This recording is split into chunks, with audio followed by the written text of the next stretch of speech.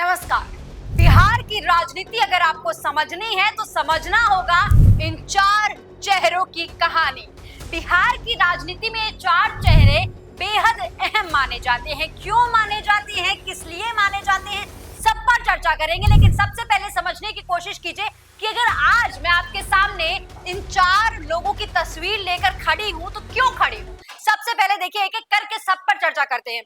सबसे पहले ये है, इनको आप पहचान रहे होंगे, बिहार के मुख्यमंत्री हैं नीतीश कुमार हैं। ये हैं इनके बेटे निशांत कुमार, ठीक है।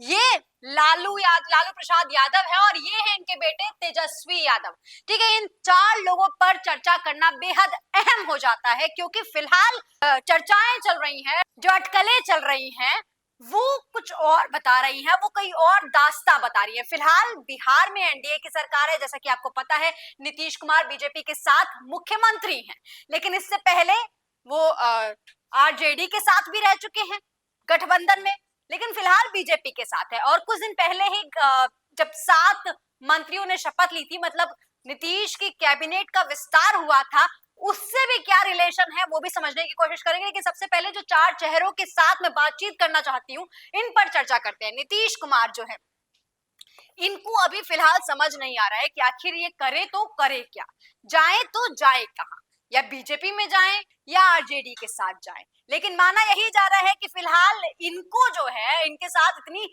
मजबूरी वाली स्थिति है कि ये बीजेपी को छोड़कर जा ही नहीं सकते हैं।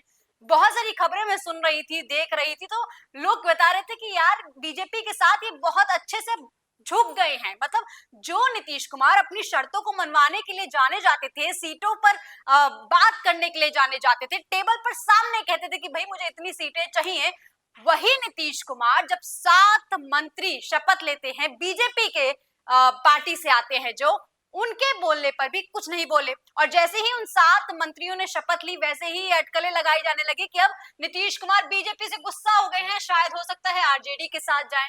बहुत सारे जो विश्लेषक हैं, राजनीतिक विश्लेषक हैं, उनका मानना है कि नीतीश कहीं नहीं जाएंगे, बीजेपी में ही रहेंगे।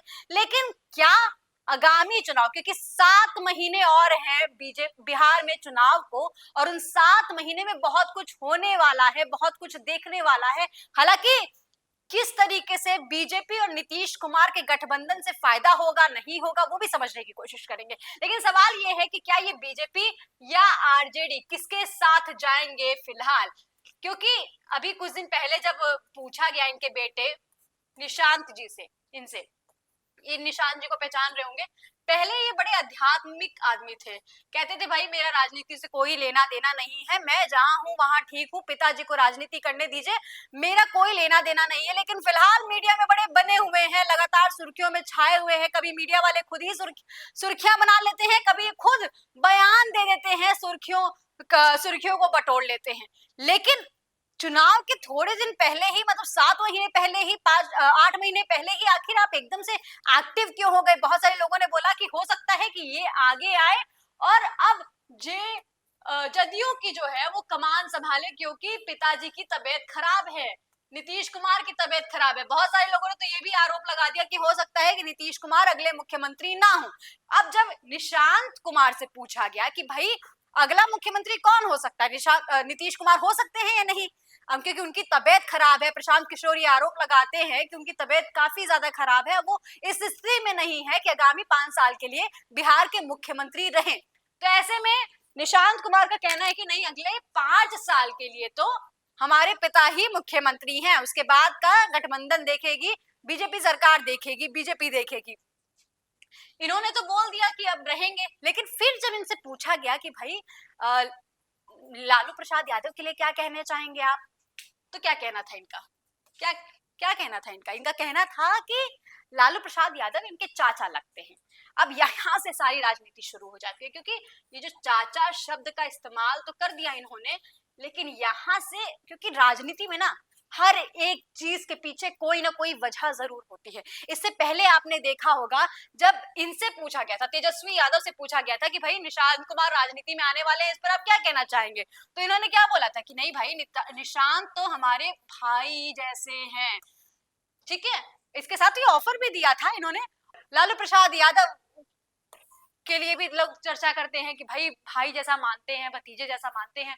अब यहाँ पे जब इनसे पूछा गया था एक बारी तेजस्वी जी के लिए, अगर आपको याद हो, तो इन्होंने बताया था कि नहीं भाई, तेजस्वी तो भतीजा है, सही है सब कुछ, भतीजा है। अब देखिए यहाँ पे ही सारी राजनीति समझ में आने लगती है जब आप इन तीनों ही चीजों को जोड़ कर देखते हैं, क्योंकि यहाँ पे जो भाई का संबंध है यहाँ आता है, यहाँ से जो चाचा का संबंध है यहाँ आता है, और यहाँ पे जो भतीजे का संबंध आता है वो डायरेक्ट यहाँ जाता है तेजस्वी जी के पास। निशांत भाई है हमारे, और हम तो चाहेंगे कि वो जल्दी घर भी बसा लें। और इन सबको अगर आप जोड़कर देखते हैं तो क्या ये मान लिया जाए कि बिहार में अब चाचा भतीजा वाली राजनीति शुरू हो जाएगी? क्या ये मान लिया जाए कि बिहार में चाचा भतीजा मिलकर कुछ करने वाले हैं? क्योंकि जब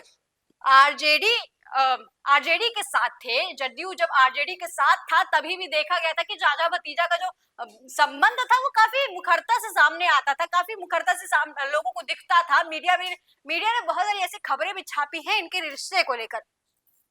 लेकिन फिलहाल क्योंकि बहुत सारी ऐसी खबरें सामने आ रही हैं कि नीतीश कुमार के लिए अब असमंजस की घड़ी है, अब वो समझ नहीं पा रहे हैं जाएं तो जाएं कहां। क्योंकि मैंने आपको कुछ दिन मतलब कल बीते दिनों में बताया है कि 7 मंत्रियों ने वहां पर शपथ ली है।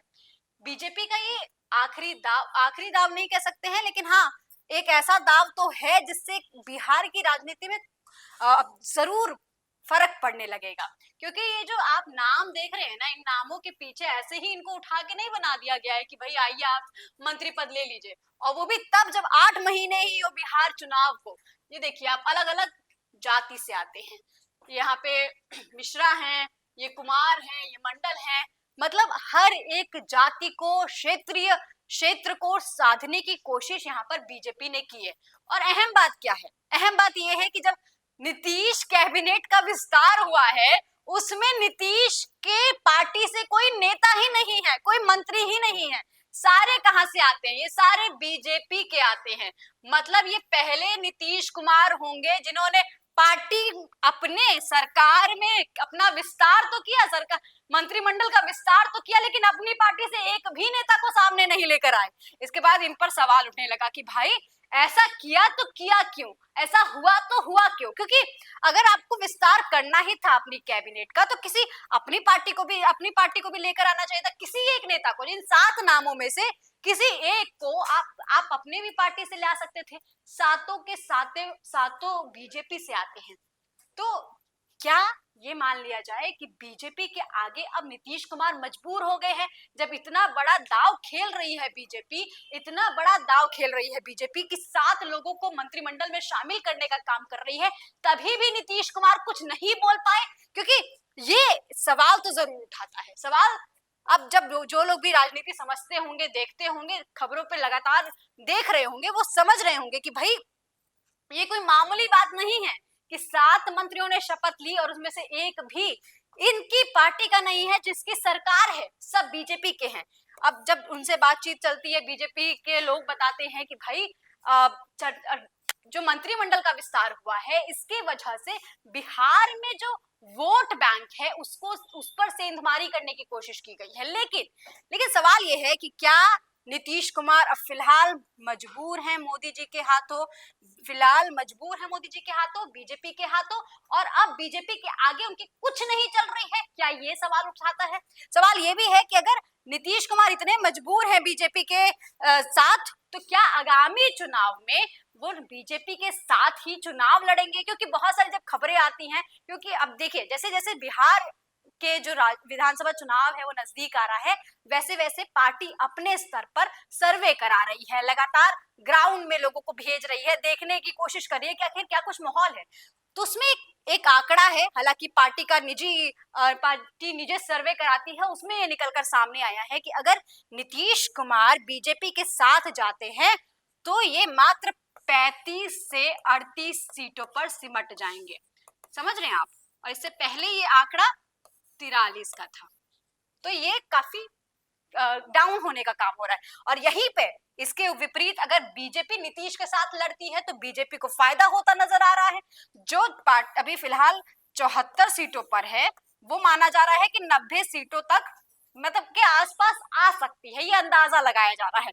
लेकिन यहाँ पर एक और सवाल है कि अगर ये आरजेडी के साथ लड़ते हैं नीतीश कुमार, तो इनको फायदा मिलेगा, क्योंकि नीतीश कुमार और आरजेडी का जो वोट बैंक है वो लगभग लगभग एक जैसा ही है, एक जैसा ही विचारधारा का है, इसलिए इसका काफी फर्क पड़ सकता है, इनको भी काफी इजाफा मिल सकता है। माना जा रहा है कि अगर ये जाएंगे तो कम से कम 46 से 50 के आसपास की सीटें हासिल कर सकते हैं, जो कि कहीं ना कहीं नीतीश कुमार के लिए बड़ा आंकड़ा हो सकता है, क्योंकि बार बार कहते हैं कि नीतीश कुमार गेम चेंजर है, किंग मेकर है।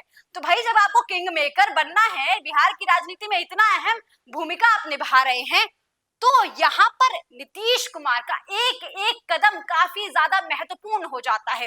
ये सोचने पर, ये विचार करने पर विवश कर देता है कि आखिर नीतीश कुमार जब ये आंकड़े देख भी रहे हैं, उसके बावजूद बीजेपी के साथ ही क्यों जाना चाहते हैं। हालांकि अब ये भी सवाल है, क्योंकि अभी तक जैसे बीजेपी के तरफ से जो खबरें आती हैं उसमें कहा तो जरूर जाता है कि नीतीश कुमार ही अगले मुख्यमंत्री होंगे, लेकिन क्या होंगे ये एक बड़ा सवाल है, क्योंकि बीजेपी का क्या काम रहा है हम देखते रहे हैं, हमेशा सरप्राइज करने वाला काम करती रही है। और जब ये आंकड़े कम हो जाते हैं, फिलहाल 43 पर है, तब सोचिए 7 मंत्रियों में से एक भी जदयू का नहीं है, और जब इनकी पार्टी की सीट्स कम हो जाएंगी तो क्या यही मुख्यमंत्री रहेंगे, क्योंकि जिसकी सीटें ज्यादा होती है उसकी बातें ज्यादा प्रबलता से देखी जाती है, उसकी बातें ज्यादा महत्वपूर्ण हो जाती है। तो इसीलिए सवाल उठता है कि क्या बीजेपी के साथ नीतीश कुमार जाएंगे। बार बार अटकलें लग रही हैं, बार बार ये खबरें चल रही हैं। अब जैसे ही मंत्रिमंडल का विस्तार हुआ, वैसे ही नीतीश कुमार अमित शाह से मिलने गए, ये सारी भी खबरें चलने लगी। इसका भी बहुत सारी खबरों में आपने देखा होगा कि अलग अलग तरीके से इसका विश्लेषण किया जा रहा था कि क्या हो सकता है कि बिहार की राजनीति में भूचाल आएगा, ये होगा वो होगा, बहुत सारी चीजों का पे अंदाजा लगाया जाता है। लेकिन ये सब कुछ सिर्फ अटकलें मात्र है, अभी तक कुछ भी ऐसा सामने नहीं आया। लेकिन ये आंकड़े जो है, ये तथ्य है, ये बता रहे हैं कि नीतीश कुमार को बीजेपी के साथ जाने से नुकसान हो सकता है, नुकसान भुगतना पड़ सकता है आगामी चुनाव में। लेकिन फिर भी बीजेपी के हाथों मजबूर होकर नीतीश कुमार बीजेपी के साथ चुनाव लड़ने वाले हैं, ऐसा माना जा रहा है। वहीं पर अब दूसरा सवाल है कि निशांत कुमार क्या राजनीति में आएंगे, क्योंकि जब हम चर्चा कर रहे थे, ये हमने खबरें भी बहुत बार बनाई है कि निशांत कुमार आएंगे या नहीं आएंगे। बार बार माना जाता है कि आ रहे हैं, कोई बोल देता है आ रहे हैं, अब एंट्री मार लेंगे, ये कर लेंगे वो कर, लेकिन अभी तक कोई पार्टी की तरफ से क्लैरिफिकेशन नहीं आया है। माना जा रहा है कि होली के बाद या फिर तेजस्वी जी कुछ बड़ी अनाउंसमेंट कर सकते हैं, कोई इंपॉर्टेंट डेट पर कोई अनाउंसमेंट कर सकते हैं। हालांकि ये तो हमने जरूर देखा है कि जो निशांत कुमार है, इनके बिहेवियर में काफी चेंजेस आई हैं। जो शख्स अध्यात्म की बातें करता था, कहता था कि राजनीति मेरे बस की बात नहीं है, मीडिया से हमेशा बचता नजर आया है, हाथ जोड़कर निकलने वाला शख्स, अब वो मीडिया में आके कह रहे नहीं भैया पिताजी ही सीएम बनेंगे, हमें जिताने का काम कीजिए, वोट दे। वोट भी मांगते रहे हैं, अपील करते रहे हैं। ऐसे में बहुत सारी अटकलें लग रही हैं, बिहार की राजनीति को लेकर बहुत सारी चीजें सामने आ रही हैं। लेकिन क्या कुछ हो सकता है, क्या कुछ नहीं हो सकता है, ये बहुत ज्यादा अहम है। दूसरी बात, ये भाई वाला जो रिश्ता है, भतीजा वाला रिश्ता है, चाचा वाला जो रिश्ता है, ये बिहार की राजनीति में क्या कुछ कर सकता है, ये बहुत महत्वपूर्ण सवाल है। क्योंकि जब 7 महीने बचे हैं बिहार चुनाव को, तो उससे पहले क्या कोई बड़ा खेला बिहार में नजर आ सकता है, ये एक बड़ा सवाल है। दोस्तों, आपको क्या लगता है, निशांत कुमार फिलहाल बीजेपी के साथ जाएंगे या आरजेडी के साथ जाएंगे? कमेंट सेक्शन में लिखकर जरूर बताइएगा। ऐसी तमाम खबरों के लिए देखते रहिए DNP इंडिया।